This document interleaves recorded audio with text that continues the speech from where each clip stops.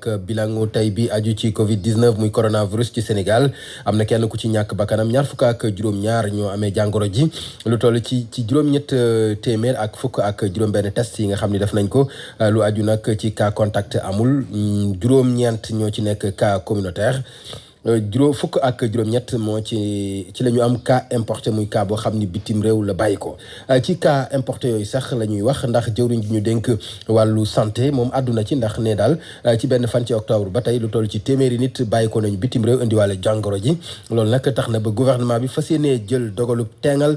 dugg ci biir réew mi dootuñu ko yombal loolu nag benn fan ci novembre lañ ko fas yéenee tàmbali ëllëg lañ ci fas yéenee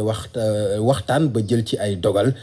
Awa Mbaye lañ ci àndal ci leeral yi. jàngoro ya mbas mi Sénégal cas yi mu fi am te mu jéggaani ko mi ngi koy commencé jaaxal ministre de la santé Abdoulaye Diouf Sarr di ñu ko wàññil. fan yi mujj li ñuy wax cas importé dafa dellu si waat bu baax a baax si réew mi. le 1er octobre ba le 19 compté nañ fi juróom-ñeent fukki cas importé ak benn si cas yi xamante ne ñoom la ñu am. si ñaari fan yi mujjee compté nañ ñaar fukki cas importé ak juróom si ñeent fukki cas. ak benn yi ñu am bésu tey bi cas yi barewul mais seetlu nañ ne fukki cas yi ak juróom-ñett yi ay cas importé la fële si aéroport international Blaise Diagne situation bu mel noonu dëkk dafa laaj taxaw seetlu jël ay mesures. ñi nga xamante ne ñooy tukkikat yi ak compagnie yi am avion yi ñoom ñëpp nag nguur gaa ngi wax ak ñoom mu jëm ci coppite yi am ci sart yi nga xamante ne moo leen di may ñu dugg ci biir réew mi Abdoulaye Diouf Sarr. suñu collègue ministère bi xamante ne moom moo yor transport aérien jëloon na benn arrêté le 13 octobre 2020 pour ñu mën a taxaw si cas importé yooyu arrêté boobu dañ ne woon le 1er novembre ku amul test boo xamante ne négatif compagnie yi amuñ droit indi la si réew mi mais bi ñu seetloo mbir yi ni muy demee suba danañu gisee pour que dès le 1er novembre boobu ñu def ko application boo xamante ne du ñu xaar bon de képp ku amul test négatif dañoo décider suba dootuloo mën a embarqué wu si avion yi pour ñëw Sénégal beneen mbir bi mooy circulaire bi nee na woon test yi xamante ne dañ ko laaj pour nga dugg réew mi muy RT PCR Covid 19 dañ waxoon délai bi juróom-ñaari fan lañ koy fixé li ñuy décider rek suba mooy test boobu durée de validité bi juróomi fan la. bu ñu deful nag cas importé yi dina yokkaat limu ñi amee jàngoro ji ci réew mi looloo tax Sénégal war a teg plan bu xarañ jëm ci xeex mbas mi rawatina cas yu jóge bitim réew jaare la ko nag ci aéroport international Blaise Diagne. soxna Awa Mbaye jërëjëf waaye dañu des ba tey ci mbas mi ndax màggalu Tuuba gi ñu bari amoon nañ ci am tiit waaye tiit googu nag mujj na ci xel yi dal ndax gannaaw fukki fan ak juróom yoo xam ni màggal gi romb na mooy li ñuy wax période d'incubation jàll na kon nag li ñu doon tiit ne jàngoro ji mën naa law gannaaw màggal gi loolu amul ba tax na loolu dalal na xelu ñi nga xam ni ñooy fajkat yi ca Touba Marema Diop. li ñu doon tiit mujjwul am màggal gi yokku cas coronavirus bi fii ci Sénégal. bu ñu sukkandikoo ci docteur Mamadou Dieng ndax kat boobaak léegi tendance bi dafa baissière waaye nag teewul mu ngi xamal ni autorité ñu ngi def seen kéem kàttan ba fii ak fan yi di ñëw ñu mën a gaaw détecter jàngoro ji bu dee am na waaye it tamit teg ab dispositif de surveillance bu am solo docteur Mamadou Dieng mooy médecin chef de région. am na fukki fan ak ñeent waaye li ñu seetloogum mooy gisuñu benn cas boo xam ne yokku na ci ñu ngi saytu di xool di déglu waaye li ñu mën a wax tey fii ñu toll mooy jeexitalu màggal gi ci transmission bi tax ko am solo ndax boobaak léegi tendance bi nga xam ne moom la ñu seetlu muy wàññeeku bi kaa yi di wàññeeku moom muy wéy toujours. mu ne nag bu ñu demee ba Touba am taxawaay bu ni mel nañ ko santé disposition boo xam ne jël nañ ko ci diirub màggal gi yépp waaye itam taxawaayu xalif général des mourides ngir xeex jàngoro jilee. loolu nag dañu ci jiital diisoo ak ànd booloo fexe waajal màggal gi loolu nag dañ ci ànd ak autorité religieuse yi maanaam kilifa yi nga xam ne ñoo ŋànk wàllu diine ŋànk yoon wi ñu ànd ci ak ñoom ci communication bu yaatu di leen yee. fii nag ci Touba jamono ji ci centre de traitement bi amul kenn ku am jàngoro ji di coronavirus kuñ fay saytu yaramam ñi nga xam ne ñu ngi leen di topp ñu ngi toll ci juróom-ñett te ñu ngi seeni kër. Marema Diop fii ci Touba RFM. pour man RFM mooy rajo bi gaaw ci xibaar yu wóor. RFM xibaar yu wóor te wóor. borom ñaari tur ya doon seetu ca Mermoz te toll ci ñaar fukk ak juróom ONG Jamra ñoom nag àddu nañ ci nee nañ jëf la ju ñaaw ju tax ba bugguñu kenn koo xam ni day sàkku lu leen génne ci loxoy yoon gannaaw teg nañu leen loxo nañu bàyyi yoon def ci ñoom li nga xam ni moo war ci ñoom du ñu def lu dul déglu ki nga xam ni mooy vice président bu Jamra Matar Gueye am na ci lu mu dénk El Hadji Ndiogou Diène. lii xew le samedi 17 fii ci commune bu Mermoz foofu waxuma la 11 homosexuels comme à Kaolack waaye ñaar fukk ak juróom borom ñaari tur police bett leen sur les faits ñoom itam ak seeni accessoires yu bon préservatif ak lubrifiant ki test VIH ak parce que ku nekk xam na ne feebar bi mu nga def ay dégâts dans leur rang ndax seen déviance sexuelle yooyu yëpp la police jël dajale ko dégg nañu ne nag am na ku daw waaye police presse bi dañuy def erreur kooku daw du médecin nekk na dans le corps médical waaye du médecin c'est un médiateur psychosocial buy exercer ci hôpital bu siiw boo xam ne bëgguñu ko tudd police a ngi koy wër te xam nañu ne police dana ko jàpp ndax police jot na toutes les informations alors ñu ngi ñaan nag état bi comme que tey lañ leen war a déférer au parquet nañu bàyyi procureur ak juge yi def seen liggéey te état bi bañ na def lañ fi defoon en 2009 après mariage homosexuel 9 homosexuels bu Mbao parce que Roselyne Bachelot qui était ministre de la santé à l'époque en France ak Bernard Kouchner ministre des affaires étrangères ak Sarkozy président de la République ñoo defoon pression ci gouvernement Sénégal ba ñu bàyyi góor jigéen yooyu nañu moytu loolu bañ ñu dal parce que état da nga war a am souveraineté ñu respecté la. lu bari nag ci li tax ba ñaawteef yooyu di am bokk na ci yenn appartement meublé yi muy appartement boo xam ni dañ la koy loué ci benn fan ba ci ay waxtu nga def fa lu la neex daal di wëlbatiku loolu nag ñi ngi koy nemmeeku ci bërëb yu bari fu ci mel ni ca Mermoz ak ca Sacré-Cœur bari na fa loolu ci la ñu leen amal bii reportage Salimata Aw moo ko def. comme li nga fi dégg maanaam góor ak góor ñuy takkante xam nga loolu lu jéggi dayoo la. lu ni mel la journaux yëpp di waxtaanee muy faral di xewee ci quartier résidentiel yi ña fa dëkkee ni duñu yëg sax li xew. vigile bi dëkk Mermoz la ëpp juróomi at di ñu wax. quartier bu neex a laqatoo la parce que quartier résidentiel la quartier bu la boo xam ne tey bon bopp sa bopp la ça fait 5 ans maa ngi fi mais quartier la boo xam ne bopp sa bopp la parce que mën nga dëkk ak nit ki ngeen mu nekk un voisin ngeen dund pendant 5 ans peut-être bu ngeen xamante sax wala bu ngeen xamante bon nii la rek de visage moo tax nag ñuy taamu genre quartier yi. ñu ngi ci interview pare gëñu sax nit ku weex taxaw di laajte benn adresse boo xamante ni dafa mel na courrier. waaleykum salaam. Laurent Balla. Samba yokk ci ni lu ni mel la ñuy gis ay rendez-vous la ñuy joxante moo tax lu ne mooy xew ci appartement meublé yi. seeni portable la ñuy joxante ay rendez-vous ci la ñuy joxante lépp lan lañ kenn xamul kenn. ma doon gis fii jë ci ay wayu sax dugg ci kër jaambur bii li jantiwuma ko parce que xaw ma leen kër gii fii dañuy jouer ay théâtre yi kennam mais ñun xamuñ leen jëmuñ leen infiltré jëmuñ leen xam dara amul benn borom kër bu mos a jóg ne laajte ñi yéen seen théâtre yi ngeen di def fi chaque jour pour lan la. beneen quartier résidentiel nekk ci ginnaaw VDN bi foofee nag doo dégg dara ay climatiseur yu riir rek ngay dégg.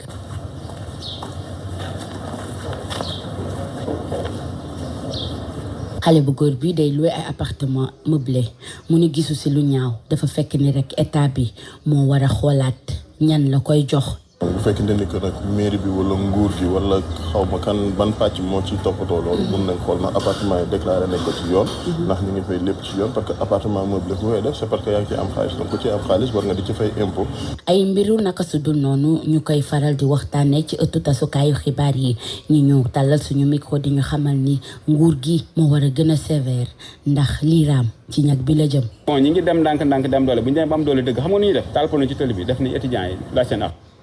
Salimata Aw jërëjëf ci Ndakaaru la ñuy dikk des ba tey ndax lu aju fële ca corniche ba fare bët fu ca penku kon muy est ci wàllu suufam ak dëkkinam ëllëg wóorul loolu nag mooy li nga xam ni moom la borom xam-xam yi seen xam-xam màcc ci wàllu géologie xamle la nga xam ne nag gis nañ ko ca corniche ba lenn ci suuf sa di màbb ba yenn taax yi sax seen ëllëg nekk ci bët maanaam guddi gu bët setagul tax na ba ñu di artu ñi nga xam ni daal ñoom ñoo ko dëkkee dañ ci ànd ak reportage yu Anna Rocha. ciment fii béton fële ay ouvrier ñu ngi fexe ba tabaxaat mur bi nga xam ne moo màbb niki ajuma ji weesu fu soriwul dara lagon 2 ci corniche est bu Ndakaaru circulation bi tàmbaliwaat na waaye ci gis-gisu Ousmane Cissé nekk conseiller technique ca ministère des mines et de la géologie lii xew bis boobu avertissement dong la woon. corniche bi nekk nii nekk na bërëb boo xam ni bu bëri ay risque la ndax suuf su fi nekk dafa nekk ban ba pare nekk ci bërëb boo xam ni toujours ndox a ngi ciy nekk te ndox moomu xam nga lu muy yéeg muy vague yi di dem ak a dikk mooy indi ay jafe-jafe li xaw ajuma nekk na loo xam ni lu may wax nature bi avertir nañu xamal la ni kat ñëw naa def naa nanga waaye mën naa ñëwaat gi muy ñëwaat nag dañ ko war a teel a gàttandu. doxantu nañ ba plage Anse Bernard foofu itam géej baa ngi jege si tàmbalee sax nag lekk ndànk-ndànk xeex yu mag yi ci tefes gi. daanaka problème bi yemut foofu bu ñu sukkandikoo ba tey ci Ousmane Cissé. jamono ji ñu tollu Ndakaaru nga xam ne mooy zone bi nga xam ne moo gën a ëpp risque géologique ci Sénégal suñuy volcan sax Sénégal xam nga danaan ma mel la ñuy wax suñuy wax tamit ay glissement de terrain fii la mën a nekkee te fii la mën a amee parce que fii moo gën a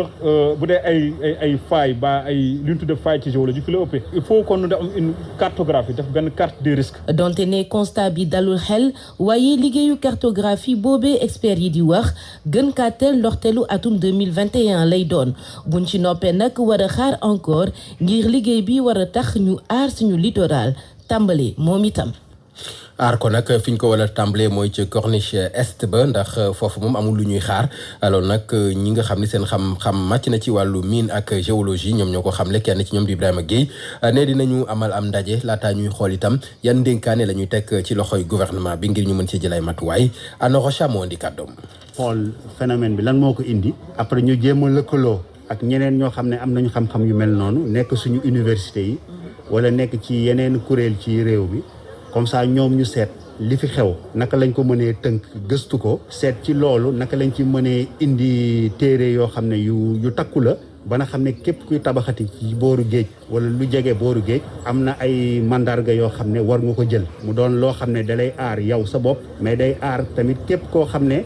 mën na di jaar foofu wala mu fay liggéeyee wala mu taxaw fa wala mu gaare fa otoom donc loolu jàpp nañu doon lii fi xew war nañu yee pour que ñu mën a takku muy administration bi état muy ñi nga xam ne ñoo ŋànk gëstu bi mooy ñi nekk ci université bi comme yeneen boroom xam-xam yu nekk tamit même mën nañ bañ a nekk ci réew bi mais ñu lëkkaloo xel yeeg xalaat yëpp ak xam-xam yëpp pour mën a fas loo xam ne buñ ko tegee dina tax ne kaaraange bi dina gën a yokk ci site yu mel ni Corniche Est. pour man RFM mooy rajo bi gën a jege askan wi. RFM rajo bi jaamu seen soxla. coow li am ci diggante ONG Greenpeace ak ministère de la pêche coow la rigagul li ko waral nag mooy kàddu yi ministre bi xamle ba tey ñi nga xam ni ñooy waa Greenpeace ñoom ñi ngi koy faxas fële li ñu xamle mooy licence yi ñi ngi wéy di ko joxe te ni ñu koy joxe jaarul ci yoon alors nag la waa Greenpeace bëgg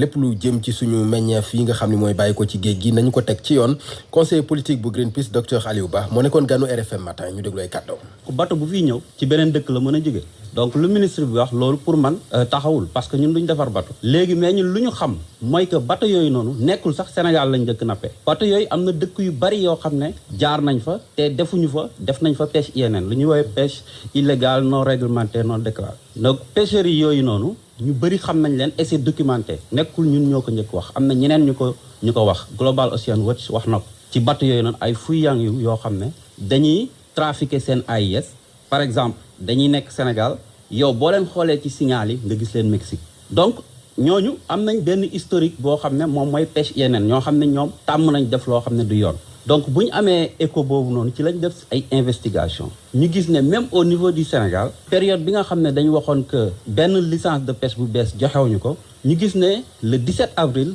am na ay licence yu génn yoo xam ne c'est par rapport à cette flotte là donc loolu interpellé ñu gën a bës xóotal. mais ñoom weddiwaat nañ ko encore ministre boobu weddiwaat na ko ne loolu amul benn licence yu bees yoo xamante ne joxe nañ ko boobu ak léegi. waaw xam nga loolu werante entre médias interposés la mais ñun li ñu leen wax c'est simple léegi étant donné que instant bi ñi ngi werante naan lii la du lii nañu publier liste bateau yi nga xam ne ñoom ñoo nekk di pêcher au niveau du Sénégal ak kañ lañ am licence ak ban type de licence lañu am loolu lañ wax donc loolu suñ ko publier woon tey kon lii yëpp dootuñ fi fekk ñu yeew suba teel di werante ci même sujet pendant plus de 6 mois maintenant parce que c'est depuis avril je pense. ñu wax ci faatuk Mokhtar Kébé ci juróom-ñett fukki atam ak ñeent ci la faatu moom nag nekkoon na fi jëwriñ ñu dénkoon ko wàllu communication feebar bu yàgg moo ko tëraloon ci Kolda ga nga xam ne nekkoon na fa maire daanaka lu ëpp fukki at moom nag wax ci moom du doon lu jafe lool ndax ambassadeur la woon bu Sénégal ca Gambie ci wàllu diplomatie te amoon na ci taxawaay bu am solo politique ak journalisme naka noonu nataala Mohamed Ali Mouba moo ko def. bu juddoo ci 1936 ca Kolda Mokhtar Kébé mën nañ jàpp ni journaliste bu amoon talent la nekk itam politicien bu am doole ci Kolda temps yooyu nag ci temps Senghor bokkoon na ci journaliste yoo xamante ni daanaka nekkoon nañ ci parti socialiste Senghor charmé leen Mbaye Sidi Mbaye nekkoon ci Soleil liggéey ak Mokhtar Kébé. waxtu soo jógee ñëw Dakar parce que après nekkoon na depuis sama bureau lay installé foofu lay toog fu lay liggéeyee et cetera donc nekk suma mag quelqu'un que je respectais beaucoup dama ko bëggoon wax dëgg yàlla parce que il était sympathique. moom nag Mokhtar Kébé journalisme daanaka jàngu ko dañ ko formé ci la Mokhtar Kébé nekk attaché de presse ci cabinet Djibril Thiam Karim Gaye wala Moustapha Niass gannaaw loolu nag ci lañ ko copté mu dugg ci journal Le Soleil pour bind fa ci wàllu journalisme ba léegi Mokhtar Kébé élire nañ ko secrétaire général national association des journalistes Sénégal gannaaw loolu secrétaire général journaliste africain yi. fii xam nga Afrique la ñu nekk man maa ko remplacé ci présidence su ANJS association nationale des journalistes du Sénégal bi ma koy remplacé boobu c'était le groupe de Senghor ñoom ñoo jiite woon ANJS te man xamuñu ma woon maa ngi doon door a jógee France et cetera mais moom merewuma ci wàllu politique nag Mokhtar Kébé militant socialiste la woon ci fële ci Kolda nekkoon na fa maire sa yàgg fa lool. Mais je sais que c'était un grand leader Casamance. Beaucoup de Casamançais, quand il venait occuper mon bureau, beaucoup de Casamançais venaient le voir. waaye Mokhtar Kébé nekkoon na itam ministre de la communication waaye moon na itam carrière ambassadeur fële ci Gambie Sierra Leone ak Libéria loolu nag président Abdou Diouf moo ko nommé woon ci année 90 yi ci benn interview bi mu joxe nee na ci Gambie jàngoro ji ko sonnal mu jaaru ca ñàkk bakkanam ci la sosoo ñenn sa jàpp ni daanaka maladie mystérieuse la loxo ngi ci moom nag Mokhtar Kébé ba bi muy génn àdduna ci fauteuil roulant la nekkoon. jërëjëf Mohamed Ali Mouba dañuy des ak Mokhtar Kébé te di ko ñaanal yàlla xare ko àjjana ca Kolda ga mu fekk baax defal nañu leen fa reportage Abdoulaye Diallo moo ko def ñu teewlu. tey Fuladu dafa yeewoo ci naxar ak tiis ginnaaw bu ancien ministre Mokhtar Kébé génnee àdduna mu amee woon AVC depuis 1996 big la ancien ministre ancien maire de Kolda ancien ambassadeur bi daal di delloo ci suñu borom muy dëj buy delloo waa parti socialiste ñëpp ci dëj ci kaddu Alfousseyni Ba di coordonnateur communal bu parti socialiste. perte bi nag nga xam ne dellu si boroma Mokhtar Kébé mooy perte parti socialiste mooy perte Sénégal yëpp mooy perte Fuladu Mokhtar Kébé journaliste député ministre haut commissaire loolu yëpp mu ngi ko doon def si yar ak teggin si courage ak détermination wone na si àdduna bi nit da nga war a xeex pour l'intérêt général. Mokhtar Kébé nekkoon journaliste ak jëwriñ ji ñu denkoon wàllu woowu mu waral waa parti socialiste di jaale bépp taskat xibaar ci dëju Mokhtar Kébé. parce que moom journaliste la te dafa gëmoon li mu doon bind boo gisee mu nekk directeur publication journal parti socialiste temps boobu jamono Senghor la mais moo tax ñu jaale toute la famille journalistique parce que moom métier journaliste daf ko gëm. fàttali ne Mokhtar Kébé moo ngi fekk baax fii ci Kolda en 1936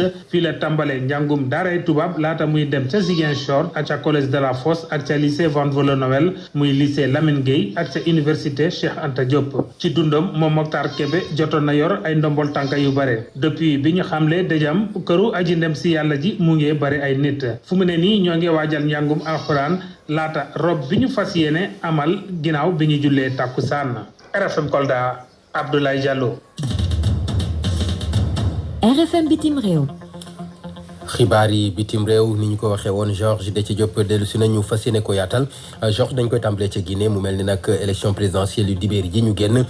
lu aju ci résultat ya lu ne ñu ngi ko cay dégg. ñu ngi ko cay dégg lu ne itam ñu ngi koy def ngir boole lépp lu jëm ci xob yi nekkoon ca urne ya ñuy xaar nag verdict ba jamono jooju nag tension dox diggante waa RPG ak waa UFDG gannaaw bi Cellou Dalein Diallo ne moom moo gagné élection boobee cabinet Fofana di gëstukat ci wàllu ba politique ne situation boobu situation bu doy waar la Barthélémy Ngom. coow li fii ci Guinée ñeel résultat yi tukkee ci élection présidentielle gi ñu amal dimanche bi weesu ba léegi pënd mi wureegut muy nag loo xamante ni jur na njàqare moo xam fii ci Guinée la wala sax ci bitim réew bari na ci ay guinéens yu nga xamante ni dañuy tiit fitna yeewuwaat gannaaw élection gile ndaxte muy Alpha Condé di Cellou Dalein Diallo kenn bëggul may sa morom dara njiital UFDG di Cellou Dalein Diallo moom nee na moo gagné élection bi ci premier tour président sortant bi nag di njiital RPG moom it di ñod di càngaay bi ci côté mbir mi nag juru jaxasoo te ba tey commission électorale bi si walagul benn résultat loolaa tax cabinet Fofana xam-xamam màcc ci wàllum politique ne situation bi jéggi na dayoo fi mu ne nii ndax la cay tukkee ba tey kenn xamu ko. il se profile là boo xoolee bu baax lu ma gisee yëf yi moom daanaka ci contentieux électoral lañ ñëpp daanaka moom élection yi boo moyul dañ koy contesté yokk ci nag crise politique boo xamante ni daanaka mi ngi fi depuis quelque temps bu fekkee ni résultat yi en tout cas àndul ak njort kii di Cellou Dalein Diallo résultat yoo xamante ni seen dina ko jox temps yi njëm am naa ni moom Cellou dina ko contesté te loolu mun na jur kon fitna boo xamante ni daanaka kenn xamul fu mu jëm moo ne de élection yi jaaroon na normalement kenn déggu ci benn coow lu ma ragal mooy coow moom am gannaaw élection yi. fi mu ne nii nag ñu bëri dañoo tiit ne fitna dana yeewuwaat fii ci Guinée daanaka démb sax bi nga xamante ni ay ñooñu Cellou Dalein Diallo ñu ngi woon ci mbedd mi di yuuxu ne dañoo gagné alkaati yi dañ leen fa fekk jóor leen ay gaz lacrymogène tas leen moom Cellou Dalein Diallo nee na dafay bañ la ko daloon ci atum 2010 ak 2015 dalaat ko ci atum 2020 bii ñi fare ci nguur gi nag di tuumal Cellou Dalein Diallo ne dafa violé texte yi gannaaw ba mu siiwalee ay résultats mu di loo xamante ni commission électorale bi rek moo ko war a mën a def mbir mi nag jaxasoo fii ci Guinée di xaarandi rek li commission bi nar a wax fileeg ëllëg ci àllarba gi waaye su fekkee ne deuxième tour dana am ñaar fukki fan ak ñeent ci weeru novembre lay nekk Conakry Barthélémy Ngom RFM. kaddu yi ba wuri gannaaw kaddu yooyu nga xamante ne Cellou Dalein Diallo yëkki nag démb njiital parti bi di UDFG woo ay militant ñu ànd ak dal bañ itam yëkki ay kaddu ci position gu ñiy jongante ca boobee élection présidentielle bi amoon ca dimanche gi ñu weesu ñu déglu ba wuri. Je demande à tous les militants et à tous les sympathisants de may wax militants yi nga xam ne ñoo bokk ci UDFG ñu ànd ak dal tey ci mbir mi bañ a amal ay commentaires wala tamit di joxe seeni xalaat ci li nga xam ne moo xew fi mu toll nii ci réew mi li ñu gën a ñor mooy jàmm ak dal ci biir réew mi ndax ci la suñu intérêt nekk maanaam jàmm ju sax dàkk te loolee nag li ñu ko mën a may rek ñu moytu def ay commentaires ci li nga xam ne moom moo xew fii ci Guinée te loolee mën a jural fitna ci réew mi moo tax rek ma jàpp ne lu nit mën a moytu fi mu toll nii bokk na ci joxe xalaatam ci li nga xam ne moo xew te bàyyi mbir mi ak ñi nga xam ne ñoo ci war a àddu suñ ci àddoo nag boobee nag ku nekk war na cee mën a joxe xalaatam loolee tax rek may recommander ñi nga xam ne ñooy doomu Guinée ñu bañ a amal ay commentaire ci bile mbir ndax fi mu toll nii li ñu ñor rek mooy dal ci biir réew mi. Au-delà d'une élection, c'est la paix civile qui est en danger. ca Côte d'Ivoire la ñuy daal di dem Georges Déthié Diop ci campagne électorale ba mu ngay wéy di tiis ak a metti ndax am na beneen bakkan bu ci rotati. démb la bakkan boobee rote ca Bonoua ca estu Abidjan démb la woon gannaaw ay manifester yu ku jégga am na ñu bëri nag ñi nga xamante ne jëlee nañ ci ay gaañu ñi doon manifester lu ñuy bañ moo di candidature ba président sortant ba di Alassane Dramane Ouattara li mu bëgg ab ñetteeli mandat jàppale ni itam waa CEDEAO démb dañoo woote dal woo itam ñoom Pascal Affi Nguessan bu FPI ak Henri Konan Bédié ñoom ñu bàyyi seen i boycott ba ak itam désobéissance civile bi ñu ci désobéissance civile bi ñu sóobu mission ministérielle bu CEDEAO boobee démb la jeexal tukkib nemeekum foofu ca Côte d'Ivoire def na fa ñaari fan. kon dañuy daal di jeexale ak République démocratique bu Congo gannaaw cong guñ fa amoon ci benn kaso ñu bari ñu fa nekkoon nag dañoo daw. tey ci suba la woon bi 4 heures du matin bi côté 4 heures du matin jotee ay échange de tir maanaam soxante ay bal moo amoon diggante ñi takki der yi ak ñi yoroon ay nganaay ñëw song boobee kaso ñu jàpp ne ay combattant yu mouvement bi di cosaano Uganda te ñu leen di woowe ADF ñoo def lu ni mel ñoom nag am na seen naataango yi nga xamante ne ñoo ngi woon ca boobee kaso ñaari prisonniers ñu ne ñàkk nañ ca seen i bakkan ay téeméeri prisonniers ñoom nag dañoo daw rëcc BBC nee ñu sax mot nañ lu toll ci junni ak ñetti téeméera njiitu réewu Amérique ne noppi naa génne Soudan ci liste noire États-Unis Donald Trump ne bu fekkee ne Soudan nangu naa joxe koppar jox ko ndampaay ñëpp ñi nga xamante ne ñoo lorule ci attentat yi nga xamante ne ñoo amoon ci yenn ambassade u Amérique ci Afrique bu fekkee ne waa Soudan def nañ lu ni mel te Al-Qaïda moo defoon loolee ci atum 1998 loolee Donald Trump mu ngi ko xamle ci ab tweet mu ne nag gouvernement bu bees bu Soudan noppi naa def lu ni mel waaye saa su ko defee rek ñu génne leen ci liste noire boobee Donald Trump bi nga xamante ne kii di 50 Cent moom nee na da koy jàppale ci élection présidentielle gi ñu dëgmal mu dafa woote sax ñu wooteel candidat bu républicain yi bañ a wooteel ki nga xamante ne moo di Joe Biden ndax moom li muy ñaawlu moo di plan fiscal bu Joe Biden jamono jooju nag Joe Biden di adversaire u Donald Trump am na ab njàppale gu rëy maanaam sax dañ ko jàppee ab record ci li nga xamante ne ñoo ngi ko koy jàppale ci wàllu koppar 383 millions de dollars la am jamono ji Donald Trump am 248 cotes. jërëjëf Georges Déthié Diop mbokk yi mu nekkoon xibaar yi bitim réew ñu daal di fas yéene ànd ak Soxna Soda Thiam ci xibaar yi tàggat yaram yi dañu koy Soda maa ngi lay nuyu. Soda dañu koy daal di tàmbale ak premier maanaam réunion bu njëkk bu juróom-ñaareelu session bi ñu jagleel wàllu dopage ca Moscou.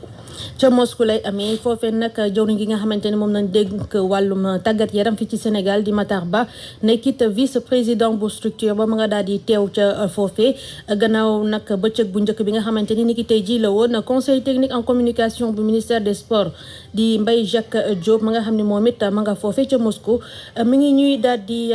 wax la nga xamante ni moom nañ fa waxtaanee ni ki tey jii ci suba. convention bi dafa adopté ay résolution yoo xam moom mooy pierre angulaire maanaam moom mooy jumtuwaay yoo xam ne ci la ñuy mën a sukkandiku pour xeex li nga xam ne moom mooy lutte contre le dopage ou l'usage de la drogue bi dans des produits prohibés dans le sport. dañuy tey nag dafa am benn contexte spécial maanaam dafa tombé muy pandémie Covid-19 bi. loolu moo tax sommité yi fi nekk yëpp ne il faudrait que ñoom ñu jël ay nouvelle approche yoo xam ne moom moo leen di permettre adapté wu ci ci tendance yu bees tey réunion bi nga xam ne moom moo njëkk am travaux yi dafa tax ñu gën a renforcer coopération bi ak collaboration bi nga xam ne war na am entre la COP21 ak les états yi nga xam ne ñoom ñooy états membres yi wala les états yoo xam ne signataire de convention le ministre nag Matar Ba moo fi teewal aussi Sénégal teewal fi aussi Union africaine mën nañu ne moom mooy vice président bu convention bi nga xam ni convention mondiale la moom li mu ci xalaat mooy que ni daf leen di permettre ñoom gën a am espoir ci lutte contre le dopage il faudrait que ci tey réew yi am benn solidarité gën a taxaw daal ci li nga xam ne moom mooy lutte contre la drogue surtout que xam na ni moom ren en Afrique tenir nañu réunion yu bari en webinaire ci diggante pandémie bi convention bi nag liñ ci mën a wax mooy dafay englober aussi sensu activité yëpp ak autorités yi et loolu aussi dafay répercuter wu aussi sur les résultats bi nga xam ne sport war na ko am mu am sport bu sell mu am un franc jeu ni ñu koy waxee. mu ne woon Mbaye Jacques Diop di fàttali rek ni bureau boobee nag gis nañ que ni ñoo xamante ni seen xam-xam màcc na ci wàllum tàggat yaram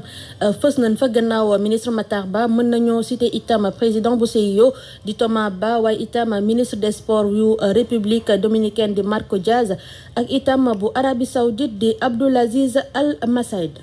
dañuy wax ci ligue ci wàllu football ak Ligue des champions bu Europe lu toll ci fukk ak ñaar nag ci di ay doomu Sénégal ñoom dañ ciy bokk. niki tey jii nañuy daal di suubu ci googule jongante ñu gis que ni nag ñoom ñoo ci ëpp sax bu ñu xoolee ci juróom-benn fukk ak ñeenti joueurs africains yi nga xamante ne nag ñoom ñoo nar a sóobu ci Ligue des champions saison gii léegi am na nag ñoo xamante ni tàmm nañ di leen gis ci googule jongante mu di Demba Ba ak Sadio Mané waaye itam am na ñoo xamante ni dañu cee rek yees. bees ku ci mel ni Alfred Gomis ak Youssouf Badji ñu ànd seek jàngatu Youssouf Bodian. Demba Ba am fanweeri at ak juróom moo ëppale ci ay at ci joueurs sénégalais yi waaye tamit africains yi engagé wu ren ci Ligue des champions européenne ak clubam turc bi di Istanbul Başakşehir. Attaquant international sénégalais bi mu ngi ci Allemagne ngir jongante ak Rasenball Leipzig bu 19h jotee. ci waxtu woowu ki gën a ndaw ci sénégalais yi engagé wu ci Ligue des champions bi di Youssouf Badji moom it na découvrir Ligue des champions européenne mu am fukki at ak juróom-ñett. attaquant international U20 bi nga xamante ni saison bi passé ci Ligue 1 bu Sénégal la nekkoon ak Casa Sport. ci wetu Crépin Diatta mu ngi ci groupe FC Bruges doomu Belgique yi kon di daje ak doomu Russie di Zénith Saint-Pétersbourg. bokk na ci ñuy joué gulet Ligue des champions Alfred Gomis nekk ci groupe Stade Rennais mi dalal Krasnodar. gardien international sénégalais bi du am ci wetam Mbaye Niang mi nga xamante ni nekkul ci groupe bi. beneen joueur bu ñëwaat côté Chelsea Edouard Mendy bokkaat ci groupe bi ginnaaw bi nga xamante ni amoon na gaañu bi mu jëlee ci rassemblement bu mujj équipe bu Sénégal ca Maroc. Chelsea di dalal ca Stamford Bridge espagnol yu FC Séville yor jamono yi trophée bu Europa League. PSG bi ñàkk daaw finale Ligue des champions dina dalal ci Parc des Princes Manchester United dina bokk ci ay joueuram Idrissa Gana Gueye mi nga xamante ni njort nañ ni titulaire lay doon. Sadio Mané moom place am ci équipe bu Liverpool leer na nañ. équipe am boobule sax di daje suba ci mercredi bi ak Ajax Amsterdam ci fukki Lions ak ñaar yi nga